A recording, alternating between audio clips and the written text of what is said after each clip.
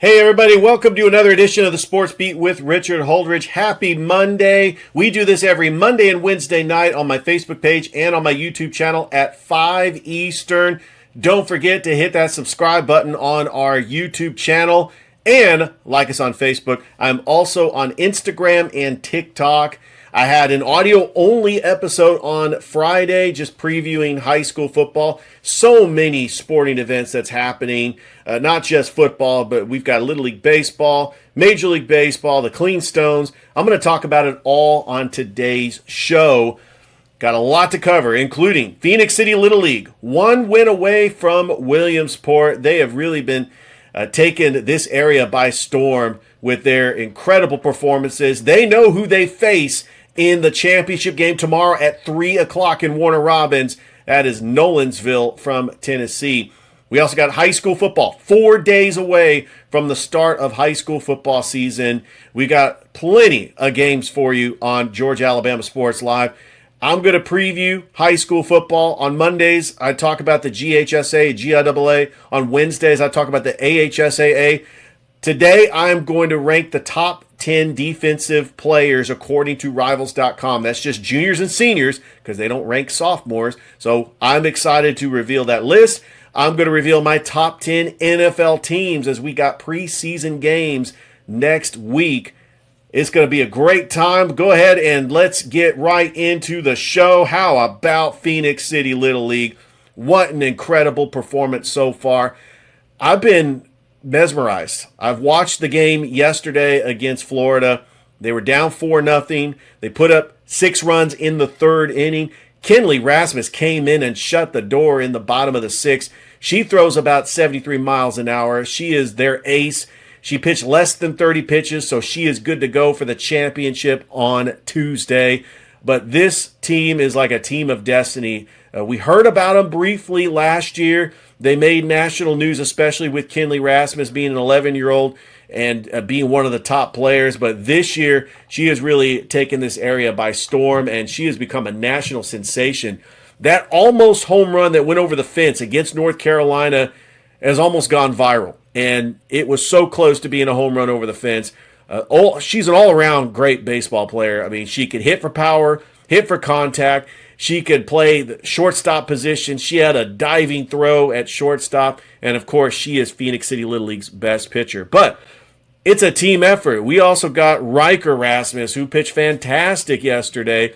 Yeah, he did give up the 4 runs in the first inning, but there were 4 errors. But he was able to weather the storm, and he ended up pitching all the way up until the 5th inning.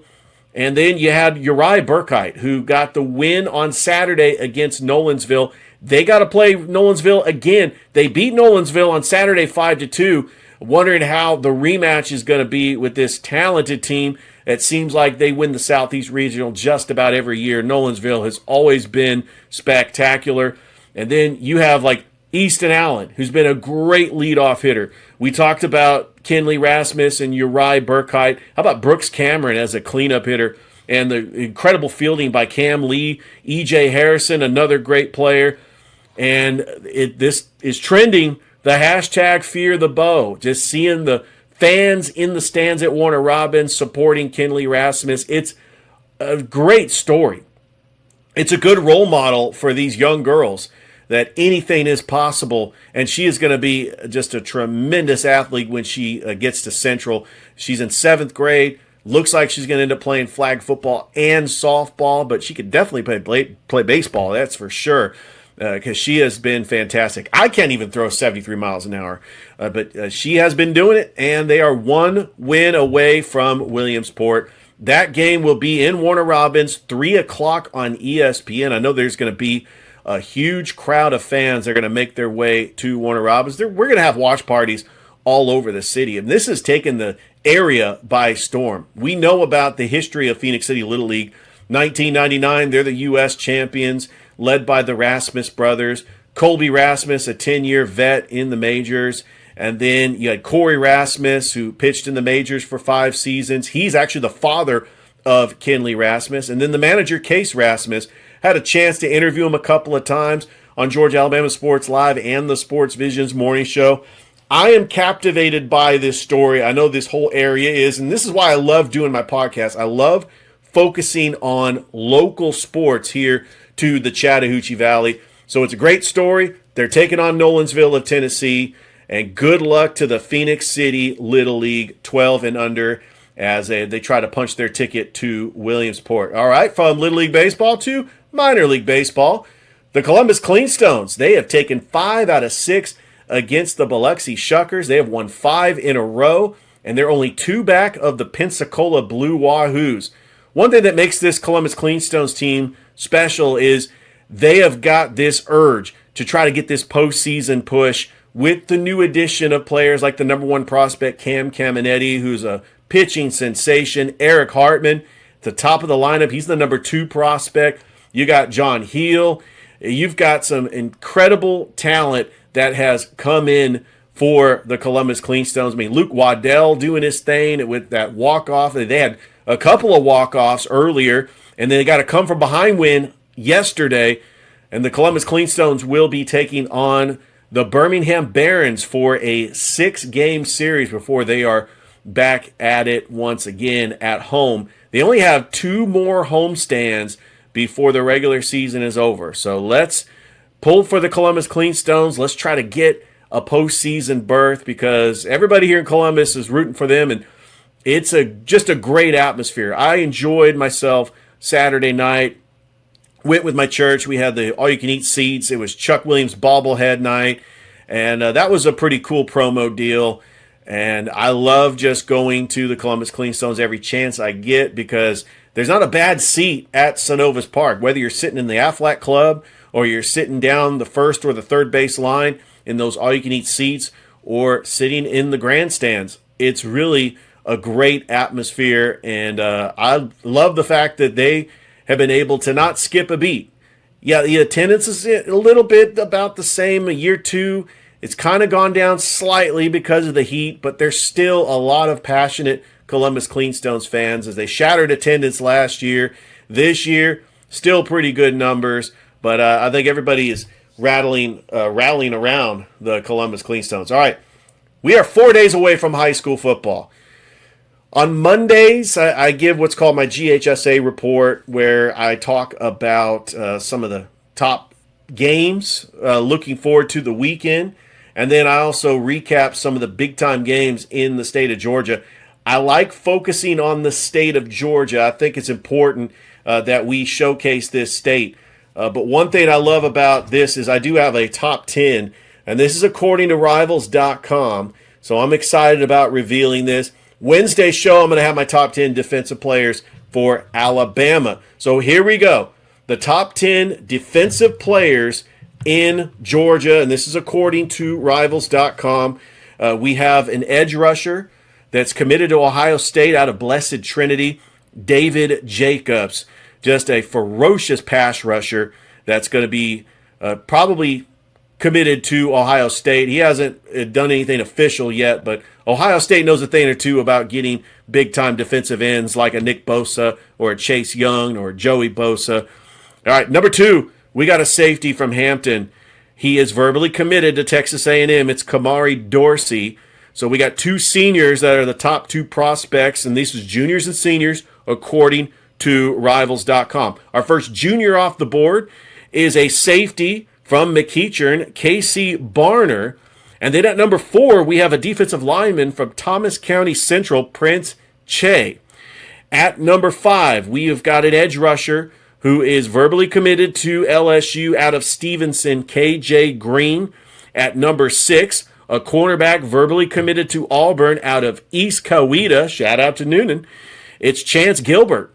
And then at number 7, we've got an outside linebacker from Grayson who's verbally committed to Nebraska, Jordan Ibangba. I hope I'm pronouncing that right. And then at number 8, cornerback out of Carrollton. Carrollton's loaded this year with the addition of Zach Watts. They got their returning quarterback.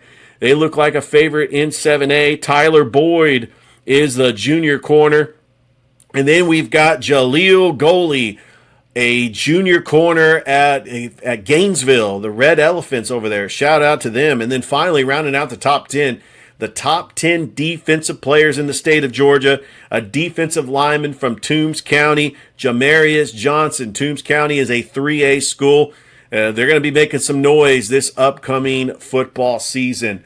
I am so pumped up about everything that's going on in the world of sports, but why don't we do this? Why don't we take a break? And when we come back, I am going to reveal my top 10 NFL teams as we got preseason games coming up this week. You don't want to go anywhere. It's the Sports Beat with Richard Holdridge. Back after this.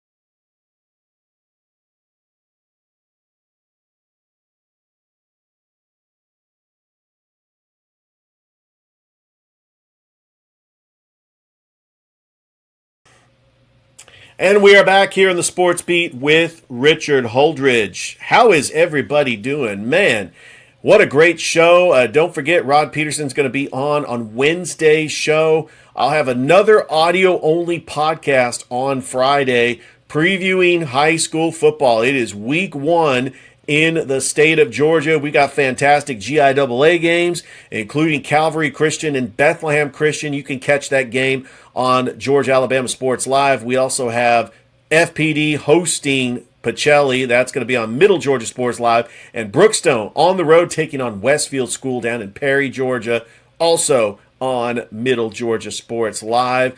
Going to have some great guests lined up in the future, including Gabe Reynolds. I'm going to try to get him on the show next week. He's been my most frequent guest since I've had this podcast for about 6 years now. Actually, almost approaching 7 years. Man, I cannot believe it. I've had over 1,000 episodes and almost 7 seasons. Oh, man, good night. All right, this is my favorite part of the segment because, we've got NFL football to talk about. We already had the Hall of Fame game. It was a pretty cool game. Haynes Keene ended up winning it for the Carolina Panthers, 33-30 over the Arizona Cardinals. I thought that Carson Beck played very well for the Cardinals, but it's just the Hall of Fame game. We actually have NFL Week 1 preseason edition this weekend. The Atlanta Falcons will be taking on the Denver Broncos at the Mercedes-Benz Stadium. The big question is, how long will the starters be out? Will it be just 1 or 2 drives? And Tua Tagovailoa, his availability, will he start the preseason game? You also have Cooper Rush and you have Jack Strand. Michael Penix Jr. is still on the shelf, but the Falcons' receiving core is really the big story of the improvement in the offseason. You got Drake London, who got re-up for a multi-extension year deal. Kyle Pitts, one of the best tight ends. He's about to have a breakout season for the Falcons. You did get Jahan Dotson from the Eagles. You got Amadeus Zaccheaus, who used to play for the Falcons. He played for the Bears last year. And then rookie from Georgia, Zachariah Branch, probably going to be on special teams. The big question mark is, you got Tyler Algier. He shipped off to Arizona, but you got Bijan Robinson locked up for that 3-year, $75 million contract, one of the highest paid running backs in all of football. But who's going to be the backup running back to Bijan Robinson? We're going to get an opportunity to see some backs that could be featured in this upcoming preseason game with the Denver Broncos. I question the defense. With Jalen Walker out with the ACL tear, he's done for the season. James Pierce's legal troubles, he could be suspended for 6 or 8 games. The secondary, little depleted, no more Jesse Bates. I do like Xavier Watts. Caden Ellis is now on the Saints. There are some good pieces there, but I worry about this defense. I mean, I trust Jeff Ulbrich. I think that he's a very good defensive coordinator. But without further ado, let's go ahead and let's talk my NFL top 10. I wanted to reveal this because I like making top 10 lists, and they're controversial. People can question my motives and why I have a 49er bias, but I don't necessarily have a 49er bias. I actually think they're the third best team. But let's start with number 10, the Chicago Bears, who made the playoffs last year, and they lost to the Rams at home in overtime. Caleb Williams is only going to get better. And he lost one of his favorite targets, DJ Moore. He's now on the Bills, but I do like Rome Odunze. I do like Luther Burden. He's got some receivers, Cole Kmet, Colston Loveland. He's got some tight ends. David Montgomery, the running back, DeAndre Swift. I really like this Bears team. Their offensive line is continuing to improve. It's funny that the Bears' big question mark is the defense. But when you have a coach-quarterback combo in Ben Johnson and Caleb Williams, Bears fans can get excited because they're going to put up a lot of points. Caleb Williams has looked fantastic. He could end up going down as the greatest Bear quarterback of all time if he continues to shatter these records. But my big concern for the Bears is that defense. They come in at number 10. Number 9, the Super Bowl runners-up from last year. Look, they were a flash-in-the-pants team that got lucky. Well, let's be honest. If Bo Nix does not get hurt in that AFC Championship or in the divisional round, if he played in the AFC Championship, I think the Broncos end up representing the AFC in the Super Bowl and not the Patriots. But the Patriots got to the Super Bowl. Drake May has shown a lot of promise that he is a franchise quarterback.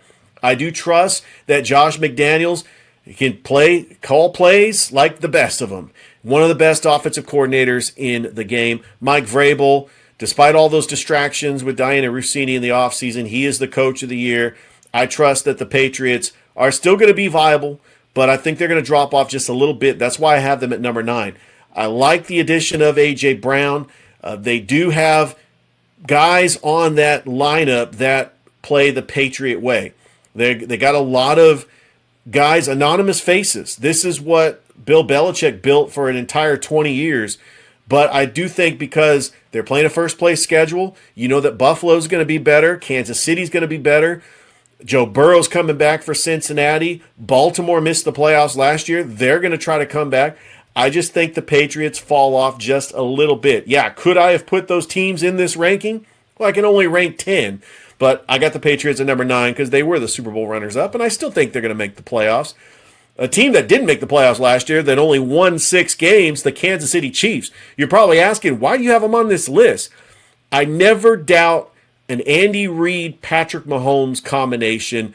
This has been a dynasty that had a bad year last year. They were snake-bitten by injuries, and age caught up to them, but they got younger, getting new additions on the defense in the first round of the NFL draft. You got Kenneth Walker III. They finally have a running back that's viable. Patrick Mahomes doesn't have to do a whole lot. They still got some pretty good weapons, including Travis Kelce, who's still, I know he's probably going to be toward the tail end of his career. This might be his final season, but he's still a very good clutch tight end. Just doesn't put up the regular season numbers. You get Kansas City in the postseason, I wouldn't bet against them.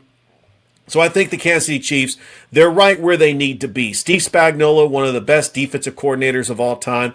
Chris Jones is still a clutch defensive end. George Karlaftis, yeah, they don't have Trent McDuffie, but they bring back L'Jarius Sneed.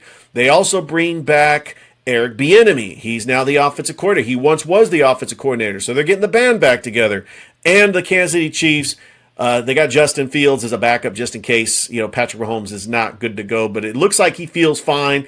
And if it's vintage Patrick Mahomes, you can never count out the Kansas City Chiefs. They're playing a little bit easier schedule, but still in a pretty tough division with the Broncos and the Chargers.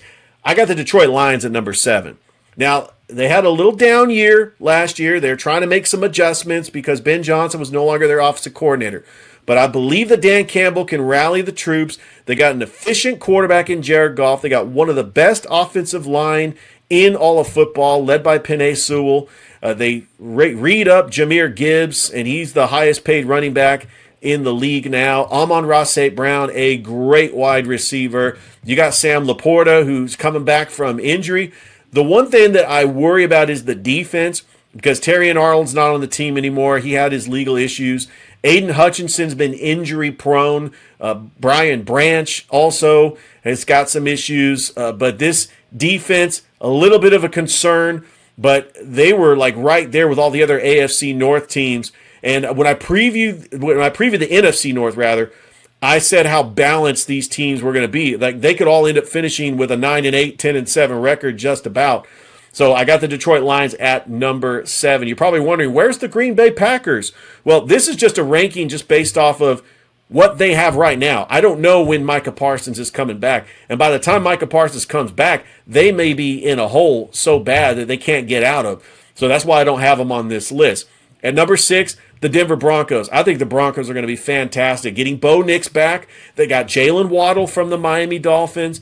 Patrick Surtain is one of the top corners in the NFL.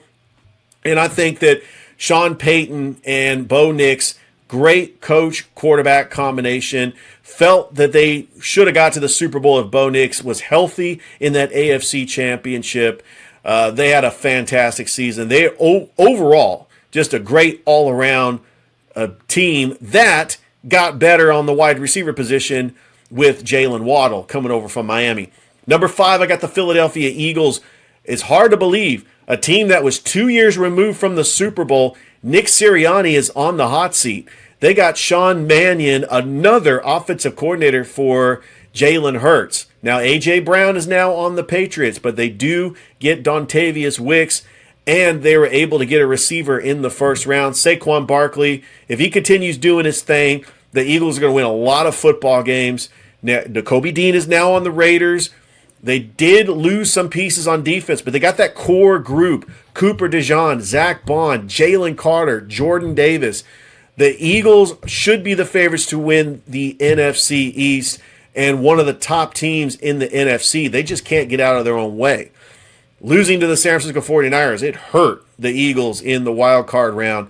But you could blame that on Kevin Patello, who was just a vanilla offensive coordinator who just run the ball with Saquon Barkley. They get into a third and long situation, and A.J. Brown would be, yapping his mouth, and it was a diva on the sideline. It was just a mess. I think the Eagles feel getting A.J. Brown out of town was the best thing for this because they need a fresh start. They need to build a culture, and this is it. If Nick Sirianni can't get the Eagles deep in the playoffs, I think he's done. I really think he's going to be done. I mean, they got Vic Fangio as the defensive coordinator. When they fired the coordinators 3 years ago, they brought in Kellen Moore and Vic Fangio. Guess what? They won a Super Bowl.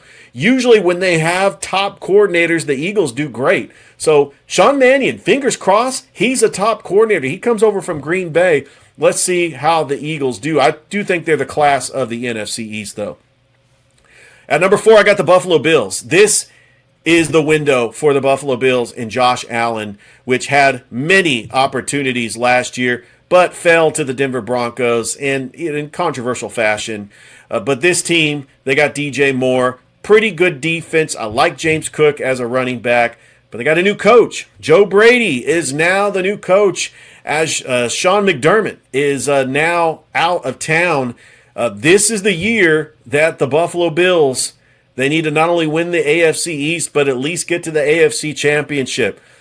And Josh Allen, I don't know how many more opportunities Josh Allen is going to get for a starving fan base who just wants to see Buffalo at least get back to the Super Bowl with their franchise quarterback.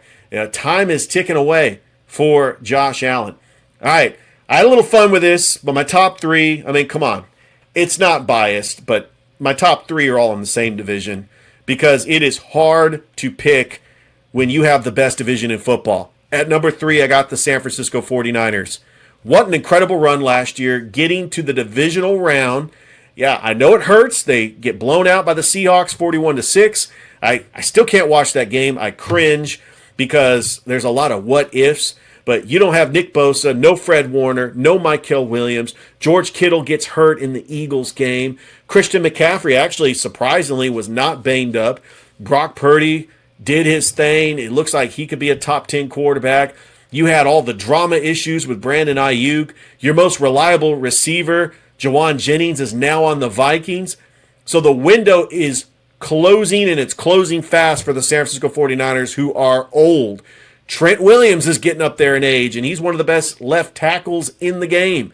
But they bring back Dre Greenlaw. I think this is a great move. They bring back Deebo Samuel. I love these moves because these fit the 49er culture, and I can't believe Kyle Shanahan's been here for almost 10 years. I wouldn't think it's a disappointment that they've gotten to 2 Super Bowls and 4 NFC championship games. This team is relentless. I do think that they are a borderline playoff team, Because of the division they're in, they might finish 10-7, maybe 11-6. But it's hard to compete when your next two opponents above you are the defending Super Bowl champions at number 2, the Seattle Seahawks, who they might fall off slightly because Kenneth Walker III is now on the Kansas City Chiefs. But you still got Sam Darnold. Jackson Smith-Njigba is the best receiver in all of football. That defense is very underrated with guys like Leonard Williams and that 12th man. And the Seahawks, they flat out earned that Super Bowl last year. I will give them that. As painful as it for me to say that the Seahawks ended up winning the Super Bowl, they won it like with a different culture. It wasn't the Pete Carroll, Russell Wilson, Marshawn Lynch Seahawks or the Legion of Boom. It was just a different vibe. I thought that Michael McDonald did such a great job as the coach for the Seahawks and should have won Coach of the Year. But Clint Kubiak is now on the Raiders. So they're going to have to just shuffle some things, try to figure out what's going to happen. I don't think they go back-to-back because the number one team, the Rams, they are the favorites to win the Super Bowl. When you get a guy like Myles Garrett, you putting all your chips into the table. Myles Garrett is a difference maker, and if they bring back Aaron Donald, it is over. The Rams will be a shoe-in. It will be the biggest shoe-in to try to win a Super Bowl since the 2007 Patriots. That's how good the Rams are going to be. The big question mark, Matthew Stafford, who had an MVP season still, he's getting up there in age. If he has a year where he's facing injuries, well, they got Ty Simpson. I think that they'll be fine. They also got Stetson Bennett. I like the quarterback room for the Rams. I believe in Sean McVay. Les Snead, the general manager. The Rams making all the moves. Puka Nacua, he usually is good for about 10 to 12 catches, leading receiver. You got Devontae Adams coming back. That was a huge addition, and when he's healthy, that team is unstoppable. Kyron Williams, you got Tyler Higbee. I know that the offensive line is probably their weakness, but one weakness they had last year was secondary. Well, they ended up improving that by getting Trent McDuffie from the Kansas City Chiefs. So this Rams team is young. They got a lot of swag. And I'm nervous as a 49ers fan because the Rams face the 49ers in Melbourne, Australia on Thursday night to open up the NFL season. So, yeah, that's my top 10. Man, I had fun with this.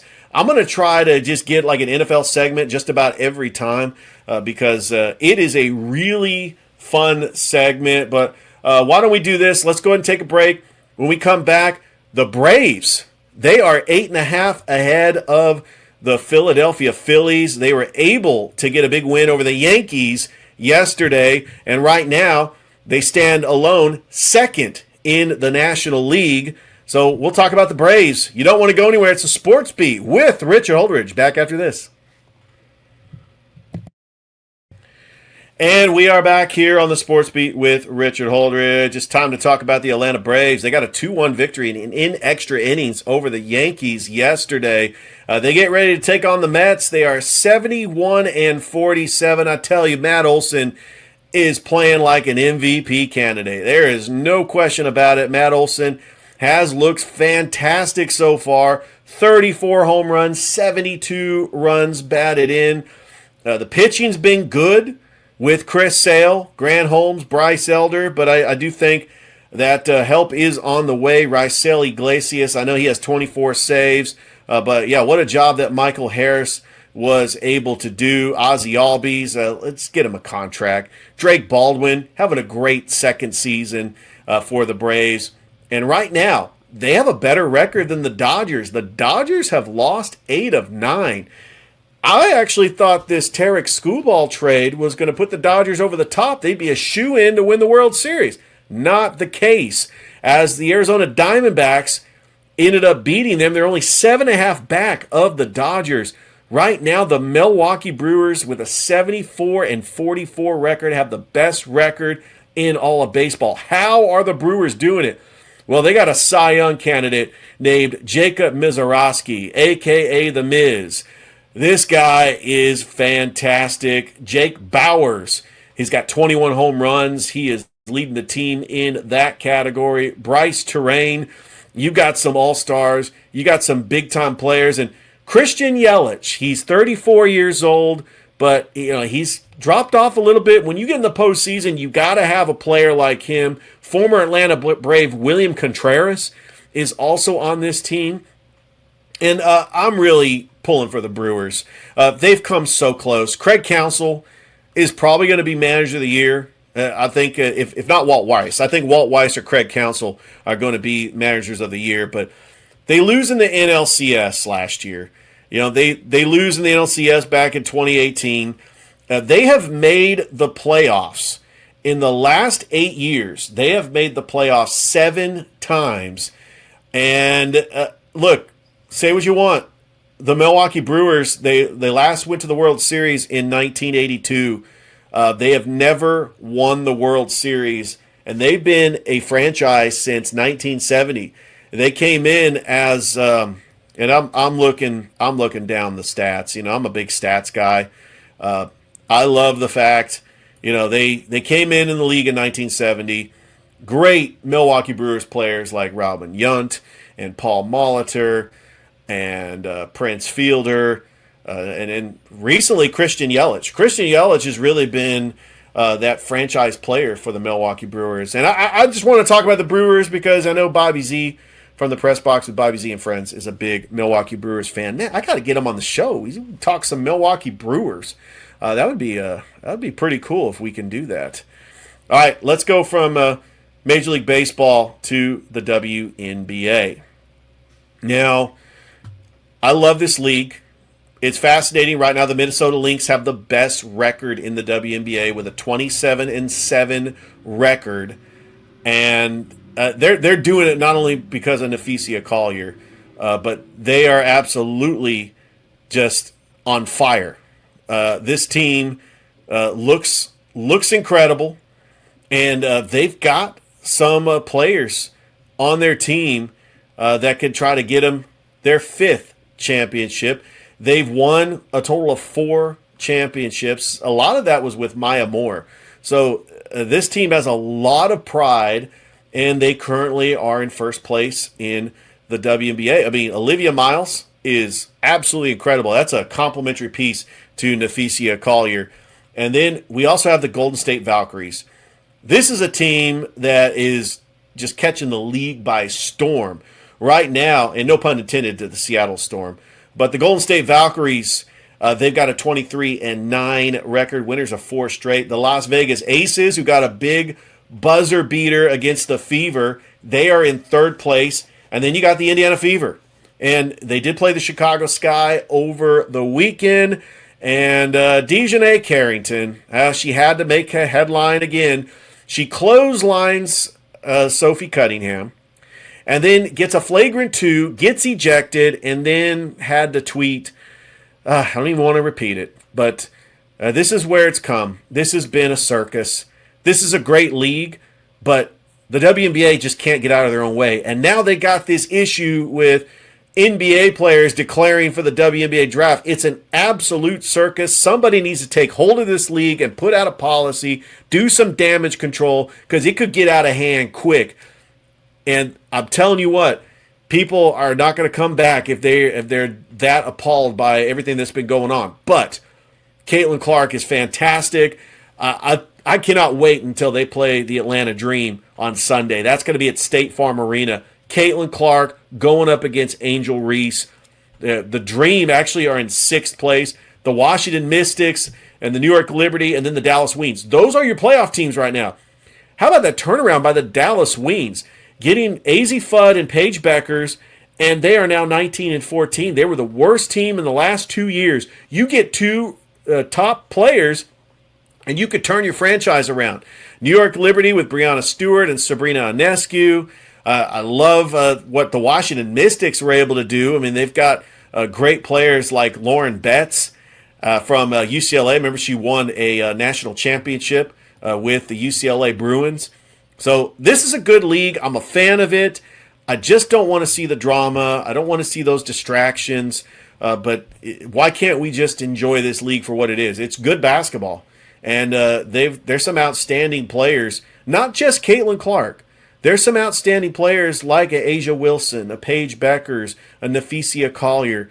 And Kelsey Mitchell, Caitlin Clark's teammate, is doing a phenomenal job this year. So let's go ahead and take a break. And when we come back, I will close out the show with my final segment. It's a special segment I'm going to talk about. You don't want to go anywhere. It is the Sports Beat with Richard Holdridge, and we'll be right back after this.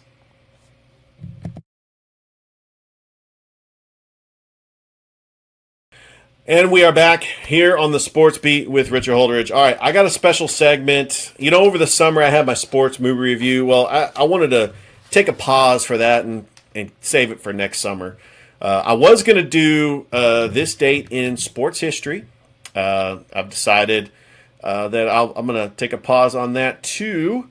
But what I'm going to do is, this is called the Sports Vault, a moment in time.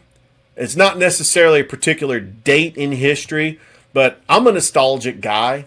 I love going back into the history, especially the history of sports in Columbus. And we've had some fantastic moments, but a team that kind of gets overlooked is, we'll go into the segment, the Sports Vault, a moment in time. Let's go. I'm going back. I'm going to take you back all the way to 2008. It was the last time that minor league baseball was here in the Fountain City. It's a tribute to the Columbus Catfish. Now, for those of you that don't know who the Columbus Catfish were, they were a minor league baseball team that occupied Golden Park from 2004 to 2008. Before that, they were called the South Georgia Waves. And before that, they were called the Columbus Red Sticks from 1991 all the way to 2002. But the Columbus Catfish were a minor league affiliate, a single-A affiliate in the Sally League for the Los Angeles Dodgers, and then briefly for 2 years for the Tampa Bay Rays. They would move to Bowling Green, Kentucky in 2009. Their most historic achievement, 2007, they went 82-53, and they won the Sally League, beating the Augusta Green Jackets in the semifinals 2-0, and then beating the West Virginia Power 3-0 to win their only championship. And it's the last baseball championship that a Columbus baseball team has had. Some great players. Their leading hitter was a guy by the name of Ryan Royster, who had 30 home runs and 98 runs batted in.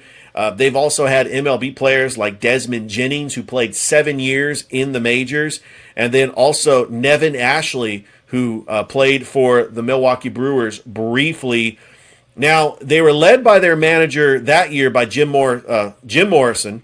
He was their championship-winning manager, and they averaged the entire season 71,809 fans. I looked this up on baseballreference.com, which averages about 1,000 fans per game.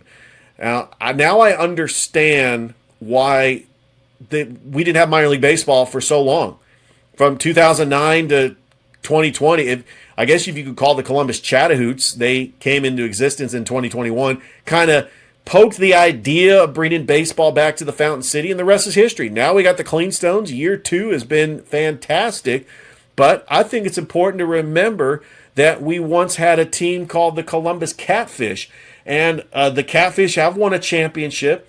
I would love to see if anybody's got any Catfish swag, and I would love to talk to the play-by-play announcer for the Columbus Catfish, because it's great to go down memory lane, especially when you're talking about a sports franchise that is near and dear to some people in this city. And I wanted to pay tribute to the Catfish. How about that? All right, that is another episode of the Sports Vault, a moment in time. Next week, I'll have another moment in time. It won't be a this date in history. I might bring the this date in sports history. I don't know. But wow, what a show. Thank you so much, everybody, for watching, listening to us on Apple and Spotify. Don't forget that you could follow me on Facebook. You can also subscribe to the YouTube channel. You can follow me on Instagram. I'm also on TikTok. I'm putting up reels as we speak. And also, you can listen to me on Apple and Spotify. I'll have brand new shows Wednesday, and then Friday I'll have an audio-only show. Don't forget, Rod Peterson from The Rod Peterson Show is going to be on the show on Wednesday, so stay tuned for that. Have a great rest of your day, everybody. We will see you next time. Bye, everybody. Thank you for watching the Sports Beat with Richard Holdridge. You can catch new episodes on Facebook and YouTube every Monday and Wednesday night at 5 p.m. The Sports Beat with Richard Holdridge is a local podcast that covers sports in Columbus, Georgia.